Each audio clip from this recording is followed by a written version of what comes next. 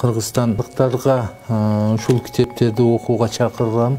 Ошол менен бирге Кыргызстан дин башкармалыгы, Кыргызстан Ислам университети биргеликте уюштуруп аткан ушул конкурска катышып, анан кийин ошол конкурстун жеңүүчүсү болушун ар бир мусулмандашып кылышын каалап кетебиз. Ошол жерде жакшы белектер бар экен.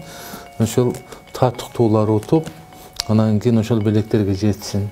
Китеп окуу бул адамдын өсүүсү, өнүгүүсү.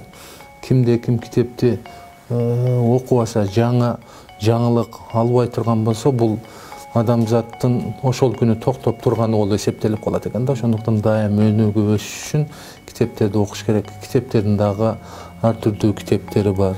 Ошол Пайгамбар саллаллаху алейхи ва саллям мындай сактана турган дуалардын арасында пайдасыз илимден сакта деген да. Ошондуктан бул китептер иншалла адамзатына пайдалуу. Ушул китептерди окууга мен жалпы кыргызстандыктарды чакырам.